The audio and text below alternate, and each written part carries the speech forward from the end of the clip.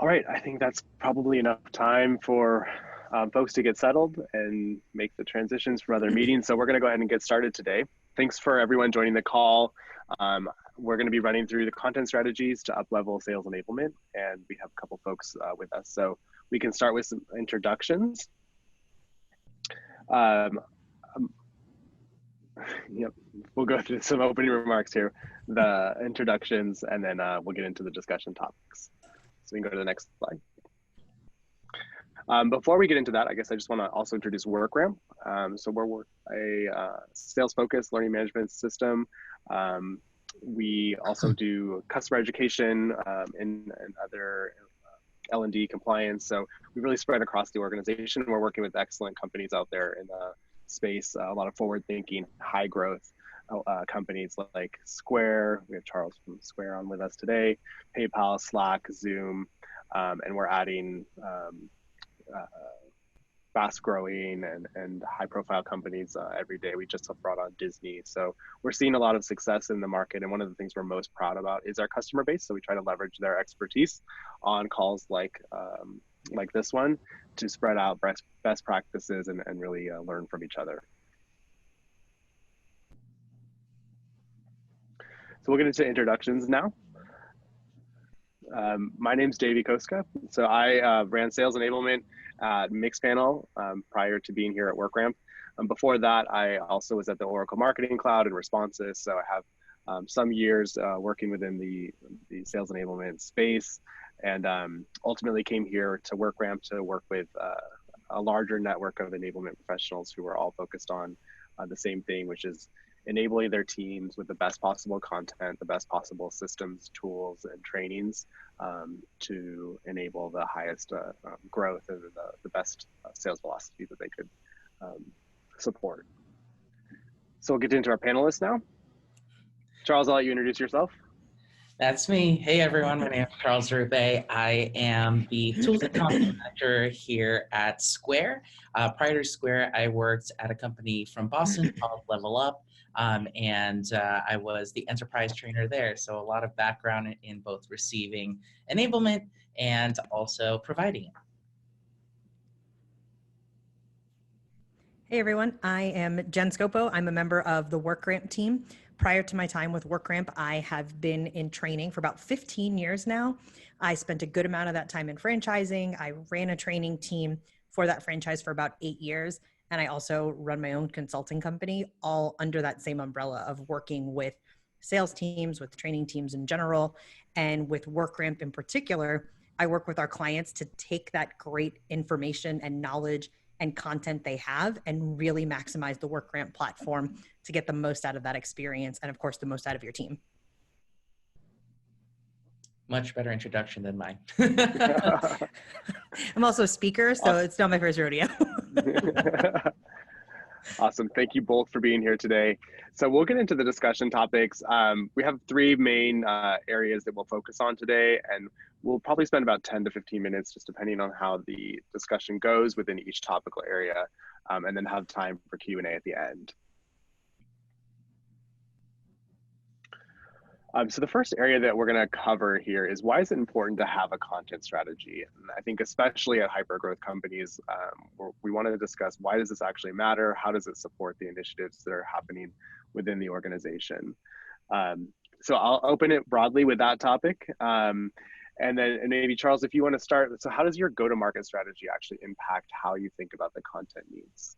Yeah, I mean, our go-to-market strategy here really has to tailor around the fact that Square is growing at an extremely rapid rate, both in the product, the suite of products that we have, but also our sales team and our revenue generating teams who are going out there and getting new customers, right?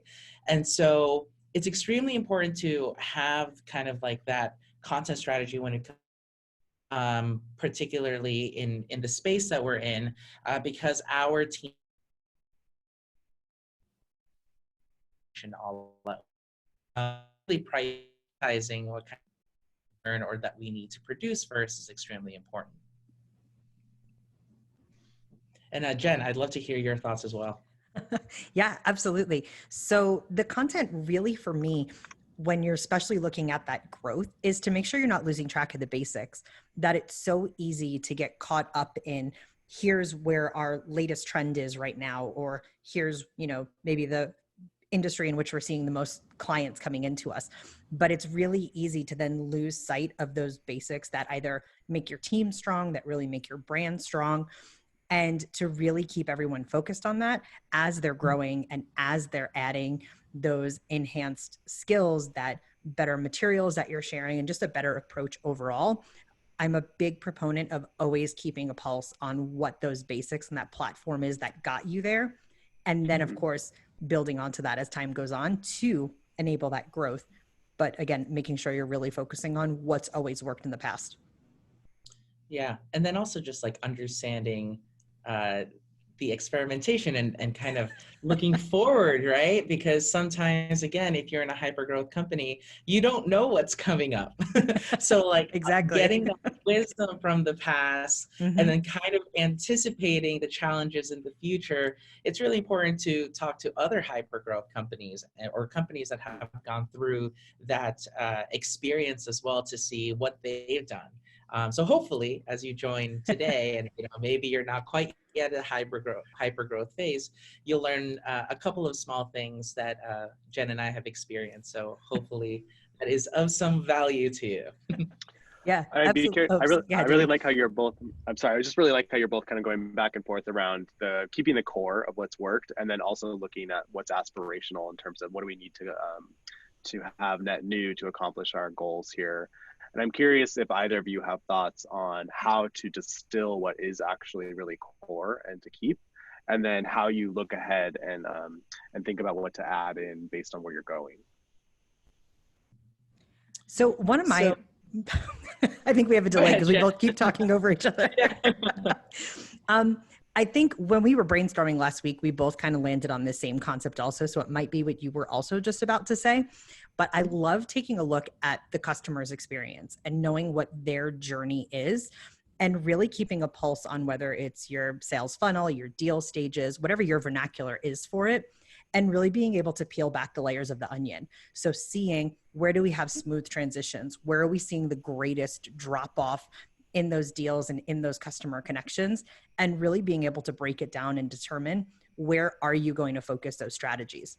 Theoretically, if there's parts of the customer experience and those deal stages that are pretty consistent, what you're doing there is probably working pretty well. And then take a look at those places where they are dropping off or where things really are slowing down, and figure out how to drive those pieces and what content would support that, and give your team the ability to really keep that deal moving at an appropriate speed and to get really as much of a turnaround as they possibly can in those environments. Yeah, and I think it's really interesting that you're talking about mapping out that customer journey. That's something that we continuously do here at Square, because it's always going to be changing. When you launch something in the market, that could be a different whole persona there that you'll need to track. Absolutely. And so, yeah, for different types of businesses, they're in different places, right? And so there are two things that we do here at Square to really understand, okay, which is our next priority of where we're looking at with content strategy. The first is going to be the perception. And what does the perception mean? That's usually having a qualitative survey, qualitative interviews with our sales reps, right? Mm-hmm. They are firsthand at the front of the lines, understanding where are the road bumps that they kind of need to go over, what tools do they actually need. But again, that's perception. So they may have some trouble there, right? Which can be solved by training enablement managers, right? And coaching there. So sometimes content isn't the only thing that does that. The thing that you can and should be looking at as well is the data, like Jen was taking a look at. So when you're able to create this customer journey mapping, you can then tie specific pieces of data through your CRM, through various places where you're gathering that data, and say, okay, they're having this pain point at this particular time. It looks like our data is either affirming that or denying that. So where do those two really cross? And then that's usually how we approach where we're going to focus. For the most part, with a lot of teams, gathering that data or the confidence within your data as you're growing and hyper growing, it's really hard to find that cross right there. So, for the most part, you're probably going to lean a little bit more on the qualitative data at first. And as you build those foundations underneath with your operations team, then you can start seeing a much clearer picture of where you're going to go from there. Yeah, I think what you're describing is, so you have the go-to-market strategy, and then kind of out of that, that's impacting how you're thinking about that maps to how your buyers are actually buying, what their journey is, and how they interact with the go-to-markets, how you're bringing the products to market, and then that's informing the content needs.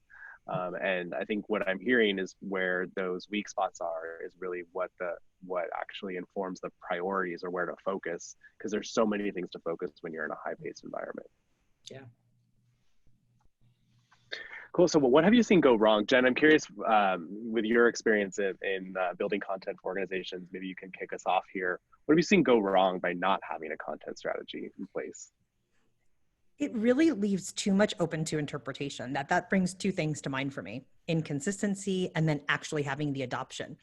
If everyone on your team is not speaking the same language, you're really truncating your ability to see success in any aspect of your sales.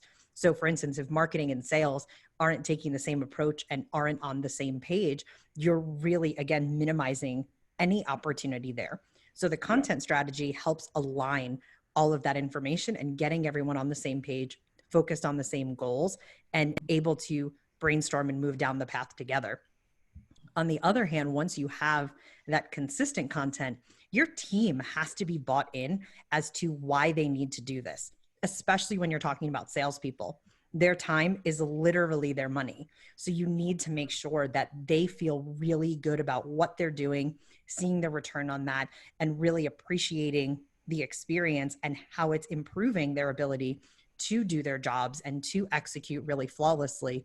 So you have to get their buy-in from the beginning to really maximize that adoption and then get everyone on that same page. Yeah.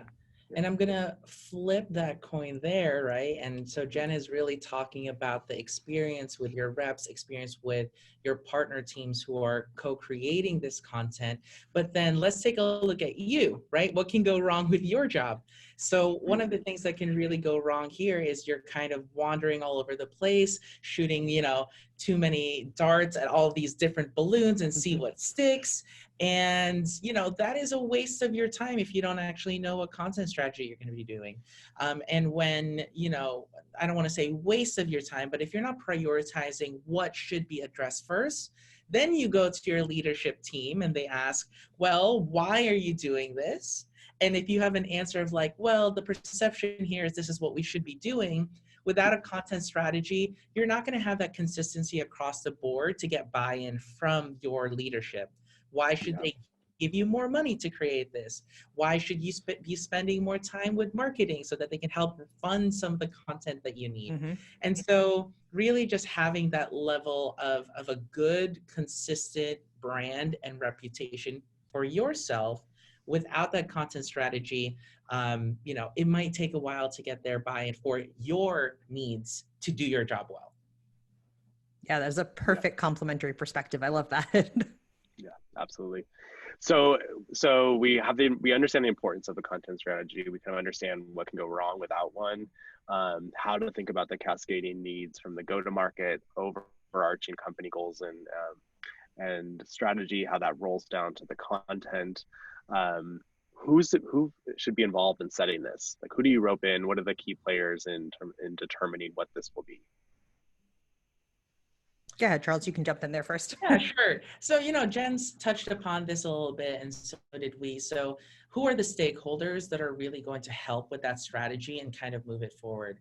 As Jen said earlier, marketing, right? A lot of the content that you need to create has to align with the messaging that you have.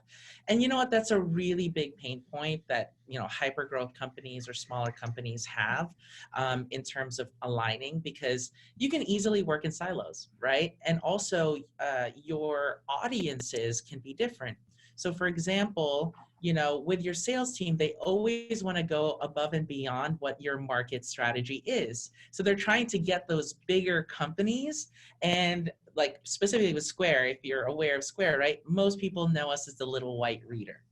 Our sales team is trying to sell to these bigger businesses with payments and point of sales and SaaS products. So when you have that, you know, unaligned strategy there, it can really be detrimental, because your marketing team is really helping to condition the folks that you are actually reaching out to or coming in inbound. So marketing is one of those. The second, of course, is going to be your leadership, particularly your core sales leadership, because they understand those connections with other OKRs with different teams. Maybe it's marketing, maybe it's product management, where all of these different voices and messages are coming in and created and being flown down to your team. So they're great stakeholders because they have feelers where you might not, right? And then they also have some power with their managers, with your help, in terms of implementing a lot of these things. So when I think about that, again, those are external, your marketing teams and your product teams for messaging. Internal, you have your core leadership to help implement, but then you also need to have some of your reps as stakeholders, right? You need to have them, one, co-create with you so that you are here they need is and isn't working, but also you need some advocates and champions on the floor. If you're giving out all these content and people aren't saying, hey, it's helpful, or hey, this is how I've used it, then you're just, you know, standing on a soapbox telling them everyone should do this without actually having the proof. So having them as stakeholders as well is extremely important. Yeah, and that piggybacks to exactly where my mindset was going also, is identifying those key stakeholders. I love having the reps involved for that adoption, for their ownership, and then so they can speak to what their actual day-to-day experience is. So gathering all of that information from the stakeholders, and then having someone who kind of owns the project, which typically is training, enablement, that can then take all of that, have one consistent approach, and then without having too many cooks in the kitchen. So you're getting everyone's input and all the important information, and then you're able to really streamline that and maximize it in a way that's teaching them where they're able to step away and execute really effectively and being really efficient with their time. Great. And I think something that I'll add on to, and this just occurred in my head in terms of experience that we have, is like, what is the order of operations there? And who do you prioritize to get that buy-in from first? Or, you know, trying to reel them in as stakeholders?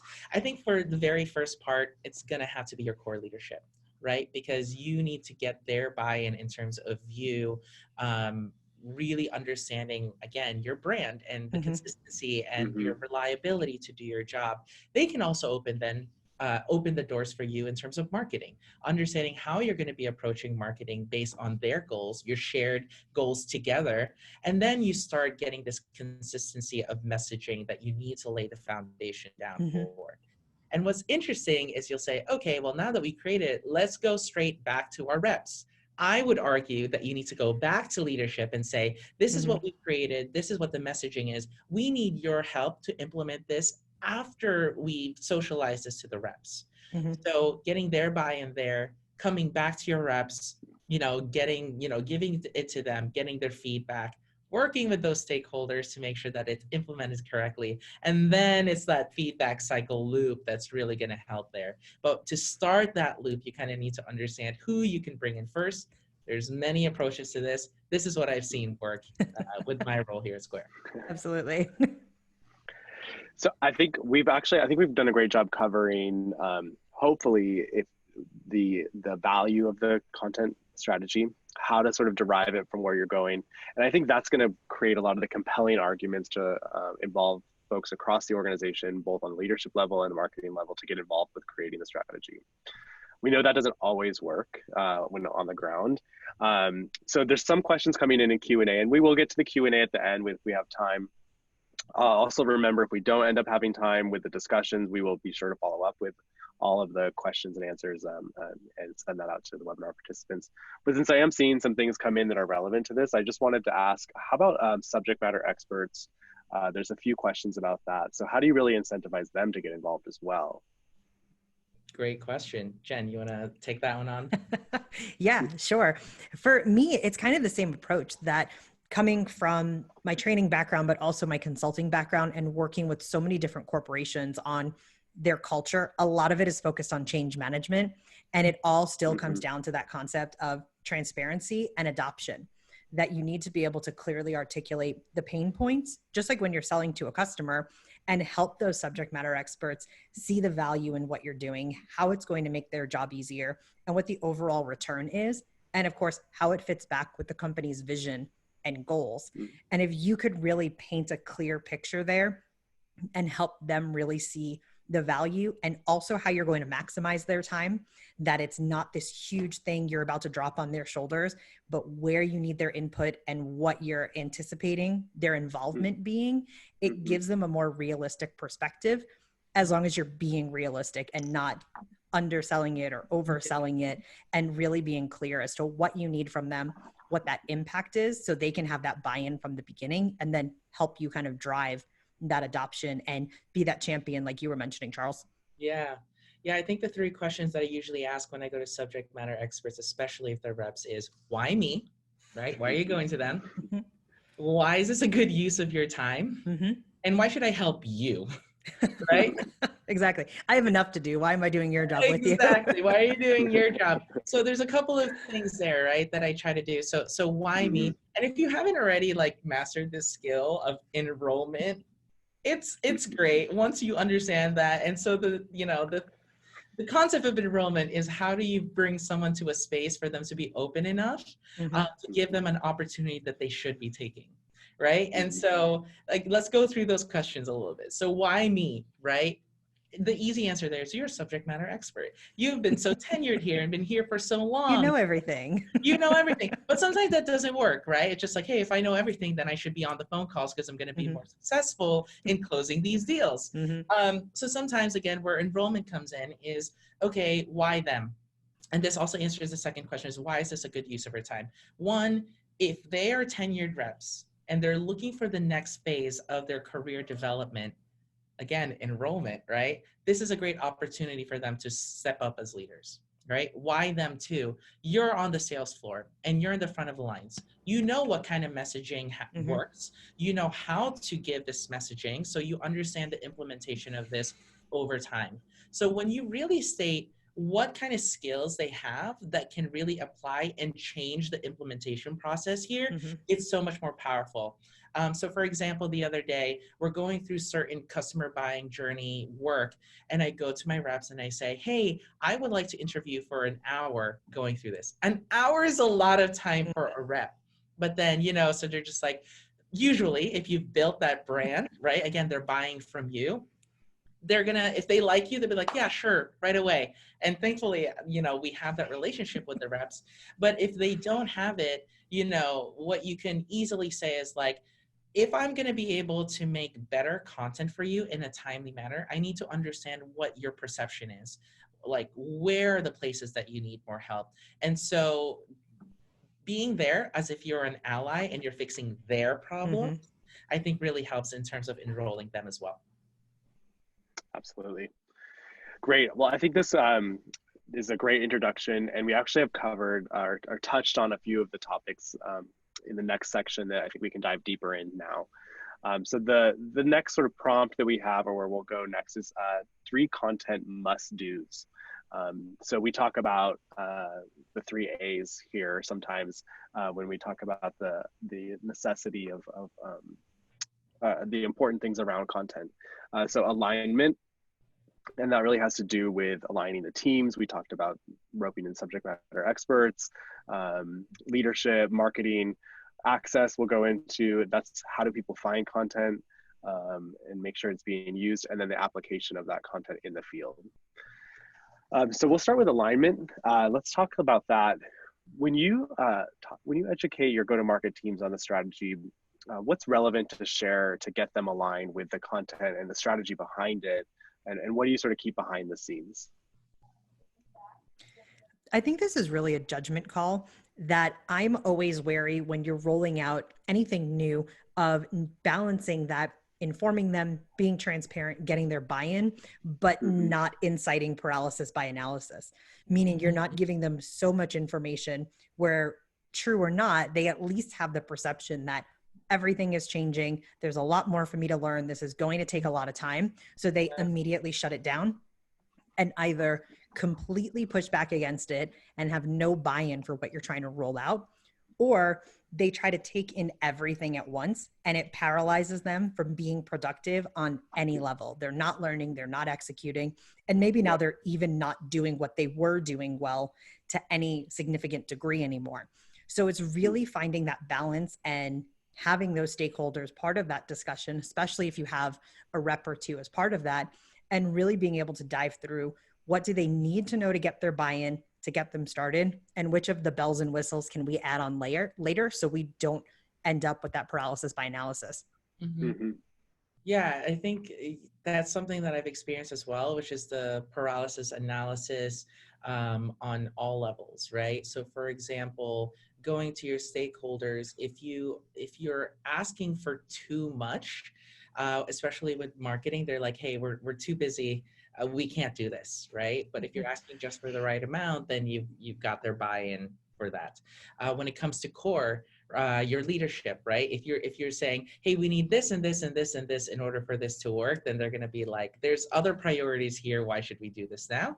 And then when it comes to your reps, you're going to need to learn this, do this training, do this follow-up with online training. You need to like look at all of these, look at all these different articles or cards they need to read. And they're just kind of like, I don't have time for this. And also, is this really worth it? Is this new product or new launch really going to help me with my margins, right? And so again, like striking that balance. And one thing that I've learned really well is socializing what the core set of things that you really need from them. So what's worked for me is I meet with every new PMM with their PMs when they have groups and say, hey, when you're brand new, I am your first contact whenever you have a go-to-market launch. We have a package of things that are foundational that we would like you to make, whether that is, for us, we use Guru as our internal knowledge system, but these specific articles that everyone needs. There's this one pager that we'd like you to create as collateral for them to send out. If you have a huge product that's going to affect a lot of things, please create a pitch deck to help us understand what those values are. From that pitch deck, then we can help out with the training, which we need you to have. So those are 4 core things that we start out with and say, hey, in the future, giving you feedback, we'd love a case study. So they always know what needs to be made. And then when you send that out to leadership, they're like, okay, you have a consistent go-to-market strategy with content. And then finally, when you go to reps, they know that those are the things that they're going to be getting each time. So that really helps us as well. And we'll talk about this later, which is where they can access these things. They know the depth of information that they're always going to get and need to understand. But sometimes you'll need to ask more to create and for them to have that. So you kind of have to do it a little bit ad hoc, but some sort of consistency really helps out with this. Yeah. And did you create, just really quick to go back on that, Charles, did you actually create that package with the PMM team, or did you sort of hand that to them and say, this is what we want from the sales side? Yeah. How did you collaborate with PMMs? And then Jen, I'd also love to hear from you about working across functions. Yeah, so on our team, it's really, we had to make it. And why did we have to make it versus co-creating it with them? If you're in a company with a lot of products and a lot of movement, a lot of shifting, that PMM may last for a year, right? And so and how many launches do they maybe have in a year? 1 or 2. So how many times do you actually work with them? Like going through each one of your PMs or PMMs, depending on how many there are and, how long they typically stay at your company, you kind of have to be the thought leader there. And when you're coming in, you have to create this culture of I am one of your go-to-market champions. You will be interfacing with me when it comes to the sell after this. And so because you need to create this perception for these PMMs that you are the champion, you also need to give a little bit of guidance in terms of what they will need. A lot of PMs and PMMs, they go to sales after everything is planned and done. And then all of a sudden you're like, cool, we're going to go to market now. And all of a sudden you're like, why didn't you think of us, right? The only way you thought of us is, are they making us money by training them? But if you can come in on a consistent basis and say, these are the things that we need, other PMMs can also tell them, hey, this is how we've done it before. So unless, if you don't catch that new PMM coming into the new role, then what you can do is have this culture where another PMM is going to go to them and be like, oh, you're going to go to market? Talk to Charles. Charles will probably ask you for these 3 to 4 things, and then that way they'll know. So it's really interesting to build that culture. And if you haven't already, give it a try. It's really helpful for me. Yeah. And Jen, how about just more broadly, even just collaboration with different inputs aligning around a single piece of content? What have you seen works? Yeah, I think we do a lot of the same thing. That's exactly some of the notes I had jotted down, was really having a clear system that every single time anything new is being rolled out, a new product, a new approach, to have the same, here's how we outline this project, really taking the time to think through who are those stakeholders, what involvement do you think you need from them, when you talk to them, what does that structure of the conversation look like, and really finding time to get that buy-in. And again, coming from that same perspective of establishing yourself as, I'm the person who oversees this, I'm your go-to person, and letting them see in that experience that it's efficient, we're going to get to a good outcome here, and that I'm not a person who sits up here on my pedestal thinking I know everything. I know that the best ideas come from all of us collaborating and not from me just pushing down to you of what I want to see.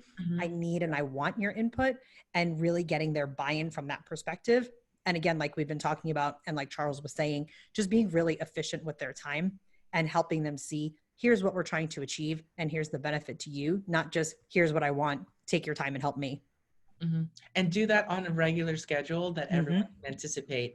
Because asking those things, if they're in a system, asking it for them 2 weeks before their launch is not going to cut it. Yep. You need to tell them way before, maybe 4 to 5 weeks behind the actual launch. So that way they can create those things, because at that point, they already kind of know what's going to be happening and what the product is and how they're going to release it. But you're not catching them in that crunch time when they're thinking about all these emails they have to send out. To get it out to the market. So just keep that in mind, timing and what you're asking for. Last question on this first I think because we are talking about collaboration across functions, I want to dial specifically into sales management, because I think everyone wants a bit of their time and their focus and their input. So they're strapped for resources, there's just attention span, and then they're also trying to help their own teams and reps close deals. Where do you leverage them in a piece of content, execution around a piece of content? Where do you find they're most impactful, or any other specifics related to collaborating with sales management? Jen, you want to take that one? Yeah, sure. I think a lot of it comes down to first doing as much legwork as you possibly can going into those conversations, doing whatever research you can in terms of what metrics you can pull, and having at least as much understanding of what they're dealing with as possible, and then being able to be really targeted in your request and getting their expertise of, here's what I found, here's where I see potential, opportunities with the metrics or parts of the process, or what we've learned previously, here's a more efficient way of doing it. So with them, exactly to your point, Davey, you need even less of their time than anyone else's, and really therefore being clear on exactly what you need from them, being as prepared as possible going into those discussions, and also valuing their input and knowing that they're going to know their metrics better, and that you may come in with an idea that they completely disagree that that's where they need the focus at that moment, or that that's where they're going to need the most support, and really being open to that discussion to really just, again, get their buy-in is going to be my consistent theme throughout this discussion. Exactly. Just to add 2 more things to that, because I totally agree with all of that. Again, they're probably, with the people you're talking to, with the least amount of time, and honestly with probably the least amount of investment towards this. And so the 2 things I asked them for is reinforcement. We're doing the majority of the legwork to get this content out there, to talk about it, to train. And then, so reinforcement being like, hey, if you haven't done this online training, please do it. Or, hey, where do you think we can have this piece of content go into this? educating them on what pieces of content there are so that they can help to consult as well. And the final thing is feedback. Jen already touched on this. Feedback in terms of what are their reps saying in regards to these content. That's rarely going to happen of them being like, what did you think of this piece of content? So the way that I do this implementation of that feedback, which is, hey, we have this survey. Can you just make sure that your team tells us what their feedback is in terms of the content that is working here. And this really applies more so when you don't have a content management system to help you understand the metrics around the efficacy of your content. So they will be initially where you're going to have that reinforcement and feedback from their teams. Yeah, that's great. Well, let's get on to the second A. We talk about access when it comes to content. I think we all know that one of the biggest consistencies we see across sales organizations are reps slacking you saying, hey, where can I find that newest pitch deck, or where's that case study again? And so how do you make sure your teams know how to find content? Yeah, Charles. All right, I'll do this one. Centralization, that really has to be the number one thing. And where things are centralized is different for each team. And how big they are as a business and what their resources are. So for a lot of people, they start off with Google Drive, right? This is the one place where you can keep everything. Then you'll slowly come to learn that Google Drive, everyone goes rogue. You probably have accessibility issues, and you're just like, okay, we're a little bit bigger now. Let's graduate to something else. And this is currently where Square Sales is at, which is getting an internal knowledge base. Again, for our team, we use a tool called Guru. And then also making sure that that one centralized place integrates with other things. So Square also uses WorkRamp, so we need to make sure that, again, it's feeding into these other places where you're going to have that content. So in terms of external content, we do have them in Guru right now. And so that way everyone can search for it. There's a folder in Guru, and then that's what they know where the external content is. Now, next step, graduation. And if you're similar to, if that sounds very similar to you, where we're going next is a content management system. And this is more in particular to external content versus internal content.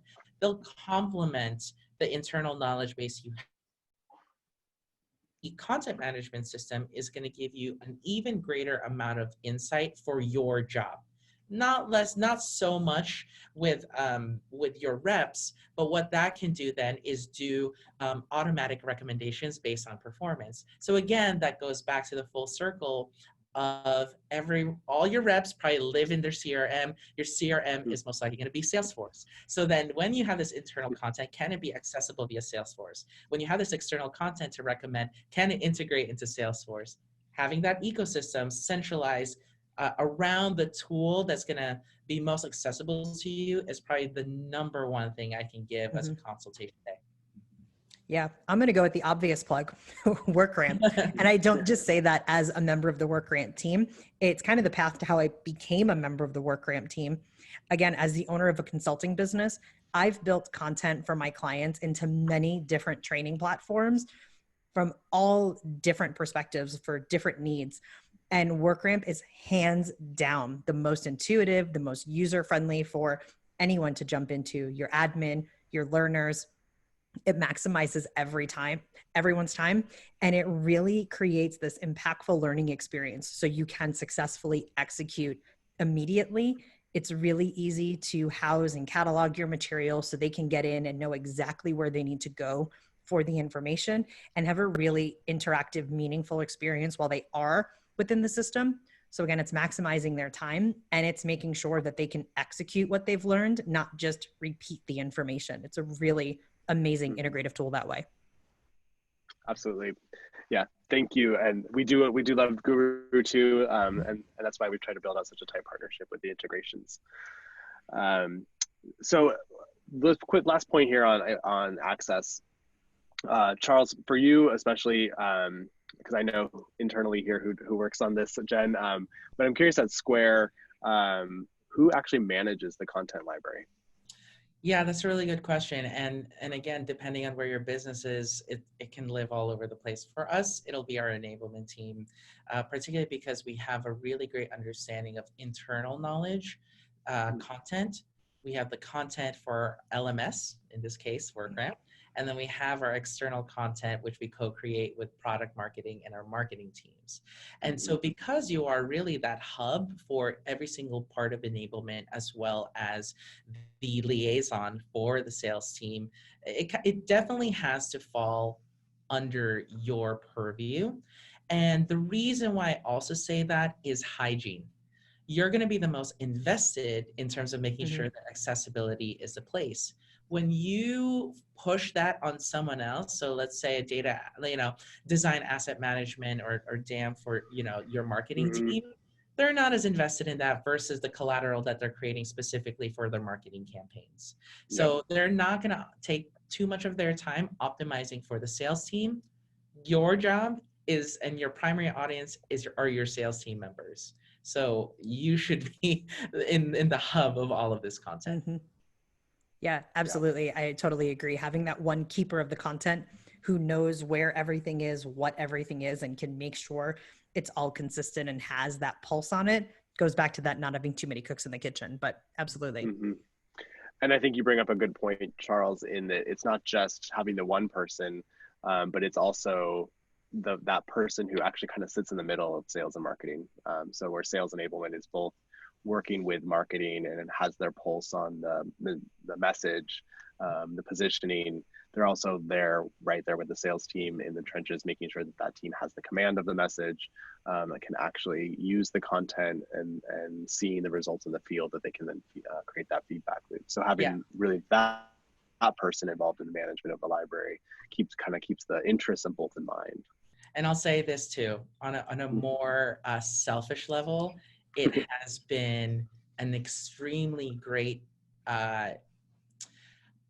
for my brand and Square, because when you are the master of these tools, as they get adopted to more and more teams, yes, it is more work, but that's up to you to delegate the work.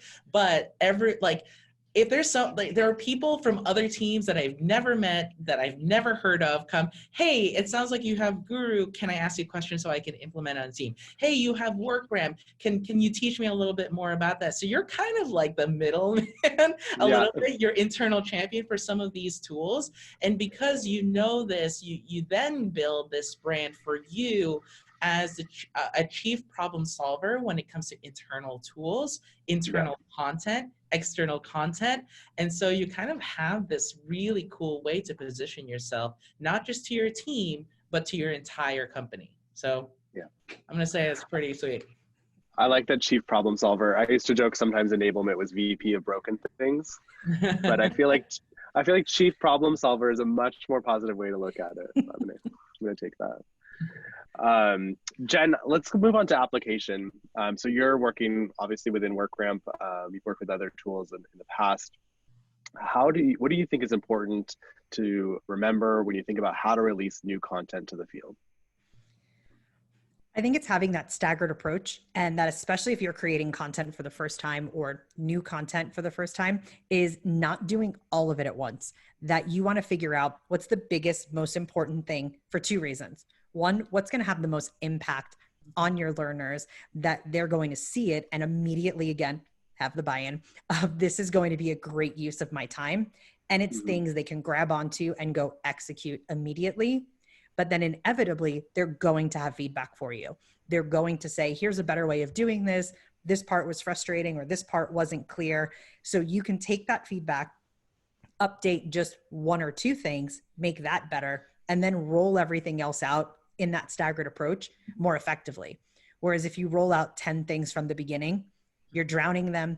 They don't know where to start. They have too much to implement. And then when you get that feedback, you've just made your job 10 times harder, having to go back and update so many pieces to then make it better before you move forward. So that's really my main focus. What's most important for their impact, and then making it a good use of your time to enhance as you move on. Mm-hmm. Yeah, and I'll add on to that. And like, how do you also get that if you have differing perspectives across different reps, or impact is so subjective, right? That's going to be Absolutely. different from your managers, from your reps, from marketing. So you have to like weigh on that. So the way I think about it is, again, it's really important to have that customer, buying journey, because then you can really hone down and centralize all the pain points where they are. Then you can map those towards benchmarks. So you can say, hey, the data backs this up. And then you can say, okay, we don't need to make 100 of these things. You just make for what's the most important right now. Absolutely. That is a learning lesson that I had when I first started in terms of content management. I was just like, we have 10 products. I'm going to make a one-pager for every single one of these products. Helpful because some people, again, depending on how wide their scope is in terms of what they're selling, that's great.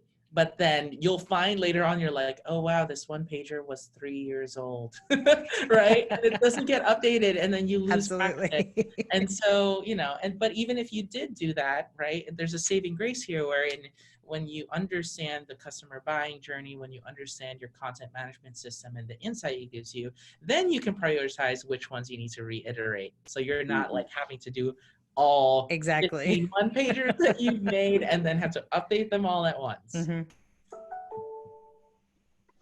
Yeah, absolutely. And so what do you think is, or how do you actually ensure that reps, you mentioned the buyer journey, Charles, Jen, also, I know that you've worked with lots of teams in rolling out this content in staggered approaches, but how do you actually ensure that knowledge is around how and when to use content is transferred, I guess, with the release of new content coming out?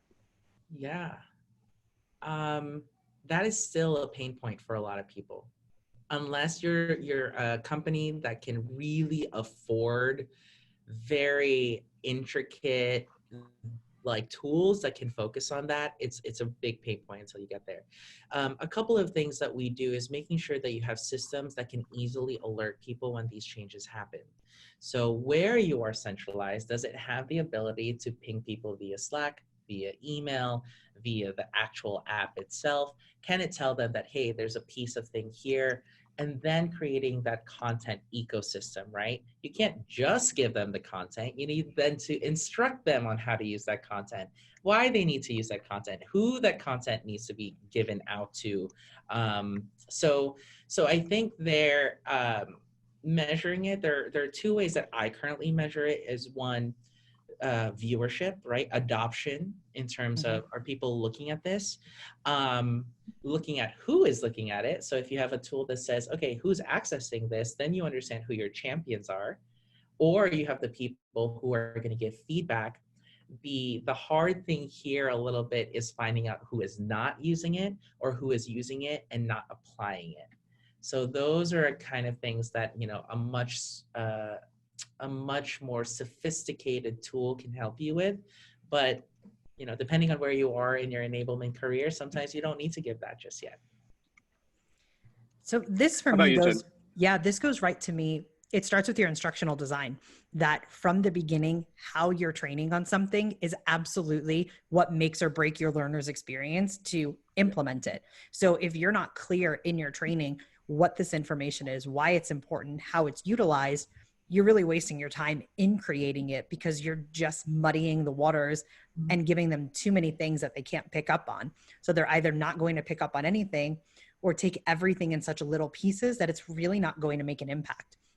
So I'm a big proponent. I often get on my little soapbox of the difference between telling and teaching.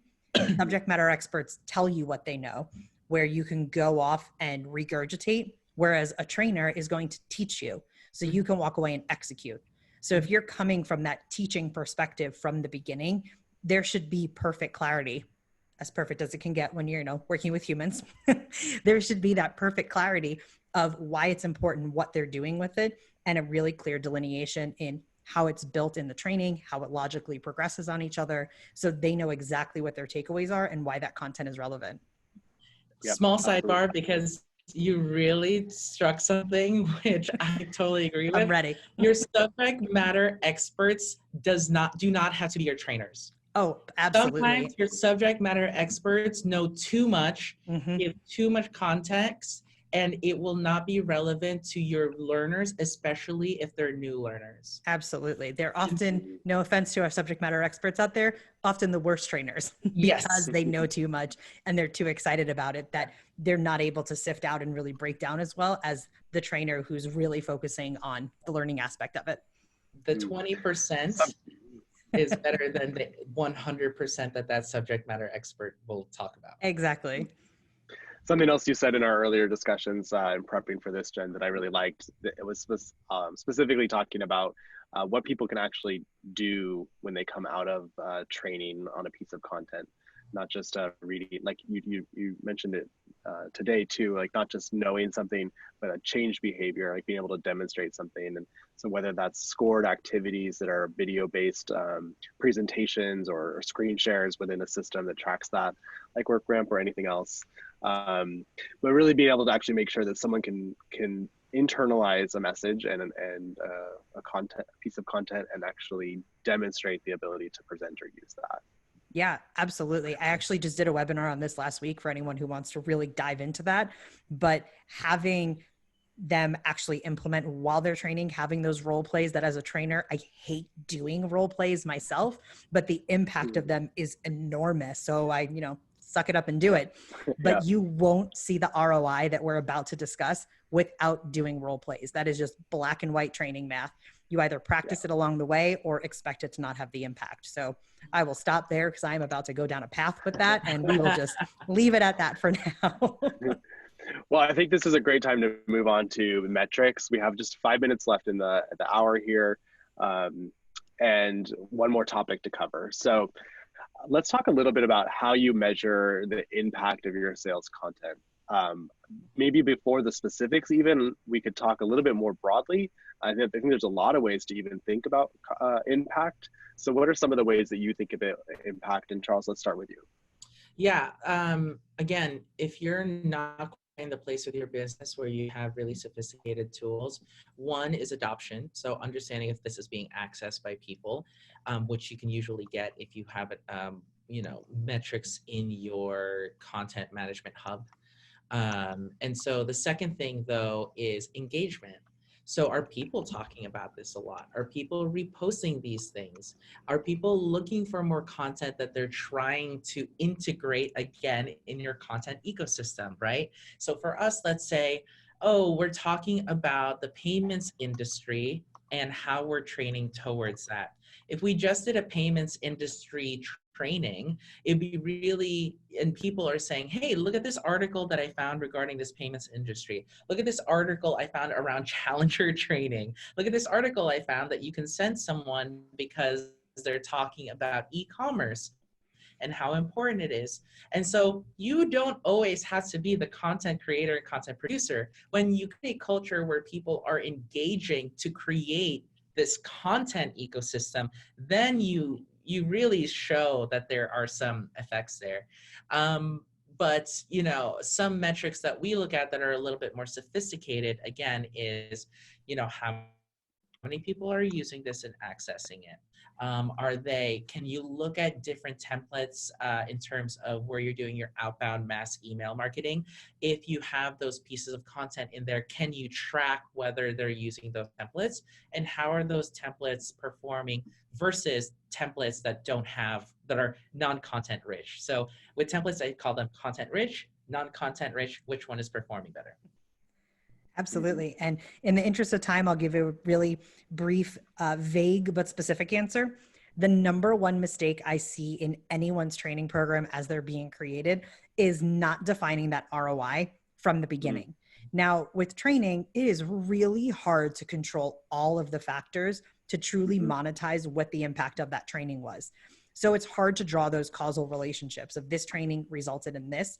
So a lot of it does rely on the correlational data and those anecdotal pieces of what's being adopted, what's being looked at, and all those things you were mentioning, Charles.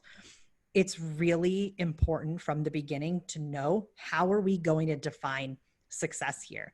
And even if you don't have those hard metrics, what is going to be important there? Why is your training that now you've defined, here's where we're trying to get, how do you go backwards and make sure you're working toward that goal, which is where your trainer and learning theory is going to come in. It makes that much of a difference to really know what you're working toward from the beginning, to design your training accordingly. So at least you know what you're measuring, even if you don't have those hard metrics, especially for companies that are kind of in that startup phase and really just refining their practices. At least have some sense of what you can actually look at and say that your team can do when the training has been completed effectively. Absolutely.